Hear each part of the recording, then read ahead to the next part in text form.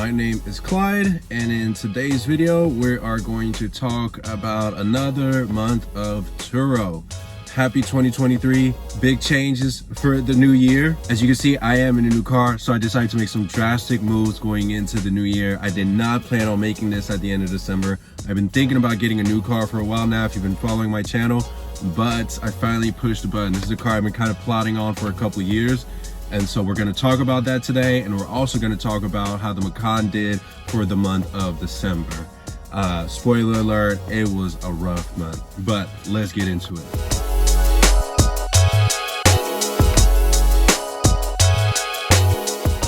So over the month of December, we're going to talk about the Macan first things first. So I still have the Macan. I did not trade it in for this new Tesla Model Y, but over the month of December, things were rough.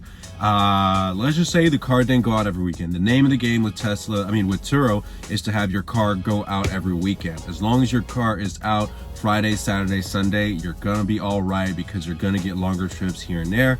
Unfortunately, if you were to look back at my last video, I talked a little bit about the cancellations. I had 2 long trips that were coming. One of them, I had a cancellation from the guest stating they wanted a bigger car, and the other one, the Turo app was just glitching out, so I lost out on a cancellation. I tried to follow up with the guest, but nope, they didn't want any parts of me anymore. So I lost out on a pretty big opportunity, which means that in the month of December, the Macan generated a revenue of about $780, which is not great because the car note on a Macan is about $850. And then when insurance, all things considered, that's basically a loss of about $150, $180 for the month. So really not ideal. Luckily, I've been doing this for a couple months, so I have some money saved up. But another new thing that I want to talk about with this video and all my videos going forward that I didn't include in my past videos was to talk about the mileage, because the big thing with cars, like the situation that I have with the Macan, is that I plan on reselling these cars at a later time point. Porsches have great depreciation compared to other cars like BMW or just other brands in general, but the more mileage you put on them, the more value they are going to lose when it comes to reselling them. So for the past month of December, the Macan was driven about 750 miles. What I've noticed is that on average, guests tend to drive about 200 to 250 miles with the Macan. Sometimes they drive less than that, and sometimes they drive a whole lot more than that. I had one guest take my car all the way to San Diego and back, but then the next guest only drove to the city and just had the car parked there, barely even used it. And so it kind of balances out. But I want to be as truthful with you as possible to see if this is something that works out. Because hey, if I'm losing money, then I'd rather everybody know about it. I don't want to act like I'm making money and then I'm not. So no, I'm going to give you the good and the bad. When there's good months, I'll let you know about it. And when there's bad months, I'll let you know about it going forward. Now, that's the Macan. The Macan is actually out right now. This month of January is pretty decent. We are still in slow season. A lot of Turo hosts have complained about December. Vaughn, my cousin that really got me into this, he had his worst month and he has 3 cars. So December was pretty brutal from his part. And then I'm in a couple communities of Turo hosts on Facebook, and even there, the hosts were saying that December was a tragic month, like didn't know what was going on. I did a little bit of my research. I went on Google Trends, and I noticed that even terms like Hertz, Turo, of course, and just rental car, and even I looked at my airport, was really, really down. Good news is things are starting to come back up a little bit. Like I said, the Macan is booked out for the month of January, and then on top of that, I got a booking all the way out in May, so that's good. Again, on my last video, I talked about predictability being one of my biggest cruxes with Turo, but the more I can get trips booked out far in advance, the better, because then I know, okay, from May, I'm gonna be booked up. That lets me know, hey, maybe I can bump up my prices a little bit if, you know, for half a month, I'm starting to get booked up, and then I could kind of leverage that. Now, that's the Macan. Let's talk about the Tesla Model Y. So, I've been wanting a Tesla Model Y for quite a while now. I always thought of it as the ideal daily driver, not only because it's electric, which is going to be cheaper than gas, but also because of all the convenience features. Unfortunately, the price was always the big problem. Well, not always the big problem. When they came out, they were okay, but over the past few years, they've just gotten so expensive. Like this spec of car right here was $70,000 a few months ago.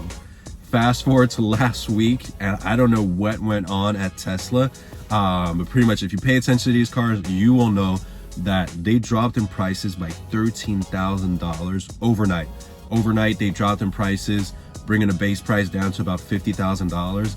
And then on top of that, thanks to Biden and the Republicans that approved the bill, this is really a bipartisan bill there, there's a $7,500 tax rebate. So, talking about this Tesla, I purchased this Tesla for just about under $55,000 to qualify for that rebate. There's a couple fees here and there that were tacked on, but I'm gonna get another $7,500 back next year. So in January, when I fill out my taxes, January of 2024, when I fill out my taxes, I'll have a $7,500 credit, which means that I will get that back. So essentially the cost of this car is basically in the 48,000s, 45,000s or so, which is great because you could get a RAV4 for maybe about 45,000. And I'm in a Tesla. I've driven RAV4s before. I really loved RAV4s, but then I drove one and I was a little bit disappointed. For the money, I thought you weren't getting as much value. But with this Tesla, I'm very happy with that. So my plan for this Tesla Model Y is going to be a little bit different than how I'm approaching the Macan. The Macan is pure business. The car is there. I'm going to rent it out and then I'm going to resell it. It's going 100%, you know, Turo, business, everything. The Tesla Model Y here is going to be a little bit different because I plan on keeping this car. It's still an expensive car, right, to have. And so my goal is to have this rented out for about a year. It helps pay off the car. So I'm not really stressing if I'm not making a crazy profit off of this car.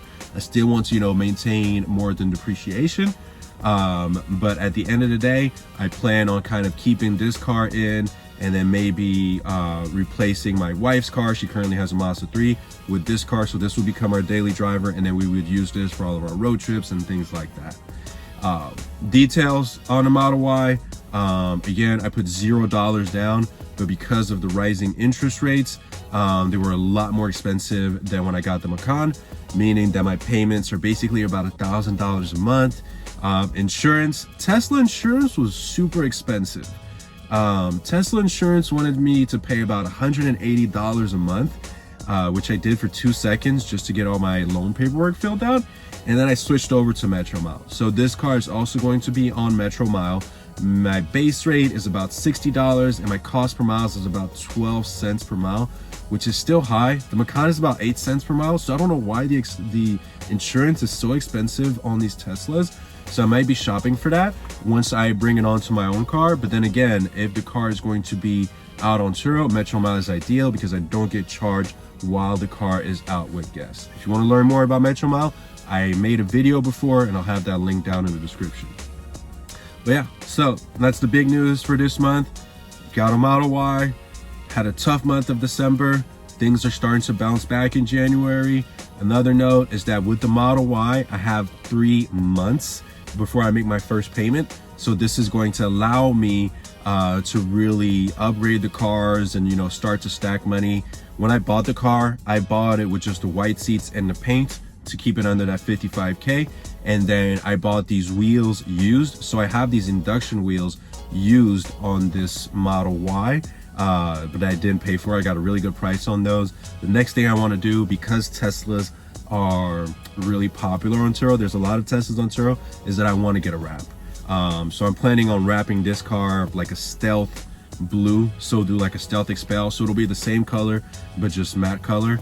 And then we'll see where it goes from there. Yeah, a couple little things, got to do the rubber floor mats, rubber trunk covers, all of that stuff, but really I just want to get this car out. So I'm looking forward to getting it out next weekend. I'm looking forward to charging more. There aren't that many 2023 Tesla Model Ys on Turo just yet, also that are close to the airport, which is an advantage for myself.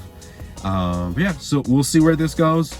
Thanks to you if you made it all the way to the video, to the end of the video. Give it a thumbs up if you enjoyed it. Let me know down in the comments what you think of this new Model Y. If you are hosting on Turo, please let me know how your month of December was, if it was as bad as mine. And then if you want to rent out this car, the links will be down below. But all right, I'll see you in a month. Peace.